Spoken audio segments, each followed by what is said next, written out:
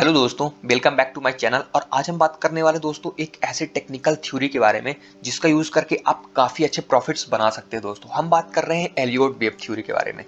Rawls Nelson ने 1930s में Elliott wave theory को डेवलप किया। उन्होंने उस टाइम पे कई सारे इंडेक्स और स्टॉक्स को एनालिसिस करके पता लगाया कि मार्केट में एक पैटर्न या एक वेव बार बार रिपीट हो रही है और उन्होंने एलियट वेव थ्योरी को डेवलप किया। दोस्तों तो आज हम जानेंगे एलियट वेव थ्योरी के बारे में, आप कैसे इसका यूज करके मार्केट से प्रॉफिट्स बना सकते हैं।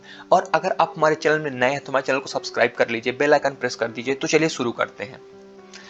तो दोस्तों हम बेसिक से जानेंगे कि प्राइस कैसे मूव करता है एलियट वेव थ्योरी में और कैसे यूज कर सकते हैं।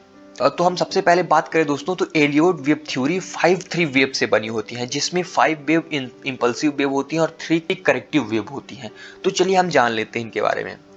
तो जो प्राइस में पहला मूवमेंट आता है, जो पहली वेव बनती है, इसे माना जाता है कि ये रिटेल इन्वेस्टर या कि छोटे इन्वेस्टरों द्वारा बाइंग की जाती है। जब उन्हें लगता है कि प्राइस अंडर वैल्यूड है और शेयर में खरीदारी आती है तो प्राइस में पहली वेव बनती है। और जैसे मान लेते हैं यहाँ पे प्राइस 100 रुपए था और यहाँ पे 150 हुआ, तो यहाँ पे मार्केट में फियर क्रिएट होता है जिससे मार्केट में फॉल आता है और इसे वेव सेकेंड बोलते हैं। और तब तक इसमें बड़े इन्वेस्टर जैसे एचएनआई, एफएफआई की नजर पड़ती है कि किसी स्टॉक में एक बाइंग मूवमेंट आया है और उसमें अभी गिरावट आई है और ये समय काफी अच्छा है। तो यहां से शुरू होता है दोस्तों एचएनआई, एफएफआई की बाइंग। और ये जो वेव थर्ड है दोस्तों, ये सबसे लंबी वेव होती है। और जब प्राइस वेव थर्ड में इतना ऊपर जाता है तो यहाँ पे भी फियर क्रिएट होता है, यहाँ पे भी प्राइस में थोड़ा करेक्शन आती है जिससे वेव 4 बनती है। अब वेव 4 करेक्ट होने के बाद यहाँ पे भी प्राइस में गिरावट आती है जिससे लगता है लोगों को कि ये खरीदने का सही समय है और फिर से एक बाइंग मूवमेंट आता है जिससे वेव 5 बनती है। तो जैसा कि आप लोग देख सकते हैं, wave first, second, third, fourth and fifth, तो 5 वेव से ये इंपल्सिव वेव बना दोस्तों। और यहाँ तक प्राइस पहुंचने के बाद प्राइस ओवर वैल्यूड हो जाता है जिससे प्राइस में गिरावट आती है और प्राइस 3 वेव्स में गिरता है दोस्तों, जैसे वेव ए, वेव बी और वेव सी। 3 वेव में प्राइस गिरता है और इसे करेक्टिव वेव बोला जाता है दोस्तों। तो मैंने ड्राइंग बना रखी है, तो आइए इसे देख लेते हैं। तो जैसा कि आप लोग देख सकते हैं दोस्तों कि 5 वेव इंपल्सिव वेव हैं और 3 वेव करेक्टिव वेव हैं और इसी को एलियट वेव थ्योरी कहा जाता है। एलियट वेव थ्योरी की कुछ कंडीशन है, तो आइए हम समझ लेते हैं कि वो क्या कंडीशन है और कैसे आइडेंटिफाई कर सकते हैं कि ये एलियट वेव थ्योरी है या नहीं।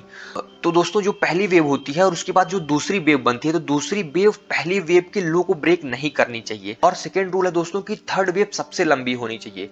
थर्ड वेव का जैसा आप लोग देख सकते हैं कि थर्ड वेव सबसे लंबी है और ये एलियट वेव थ्योरी की एक खास बात है कि थर्ड वेव सबसे लंबी होनी चाहिए और फोर्थ वेव में भी करेक्शन आना चाहिए। लेकिन ये जो वेव फर्स्ट का हाई है, ये इस हाई को ब्रेक नहीं करना चाहिए दोस्तों। ये जो वेव थर्ड के बाद जो वेव फोर्थ बनी है और जिसमें जो करेक्शन आया है दोस्तों, ये वेव फर्स्ट के हाई को ब्रेक नहीं करना चाहिए, तभी ये एलियट के रूल को फॉलो करेगा।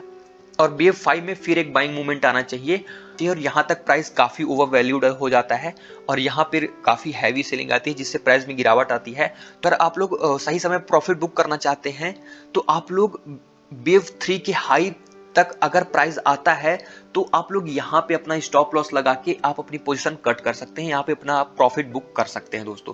क्योंकि यहाँ से प्राइस गिरने के बाद एक पुल बैक आने के बाद काफी बड़ा फॉल आ सकता है। तो चलिए हम इसे चार्ट पे एग्जांपल के साथ देख लेते हैं। तो मैंने बैंक निफ्टी का चार्ट खोल लिया दोस्तों और यहाँ पे आप लोग देख सकते हैं प्राइस बॉटम पे था और यहाँ से एक बाइंग मूवमेंट आया प्राइस में और फिर एक करेक्शन आई। तो ये वेव फर्स्ट हुई और ये वेव सेकेंड हुई दोस्तों और इसका करेक्शन लगभग 30% है जो कि सही है। और फिर देख सकते हैं उसके बाद वेव थर्ड बनी जो कि सबसे लंबी वेव है, जो कि एलियट वेव के रूल को फॉलो कर रही है, जो कि काफी अच्छी बात है। और फिर उसके बाद वेव 4 बनी जिसमें प्राइस करेक्ट हुआ और फिर वेव 5 बनी जिसके बाद प्राइस ओवर वैल्यूड हो गया। और यहाँ पे देख सकते हैं यहाँ पे डबल टॉप बना के प्राइस में काफी गिरावट आई।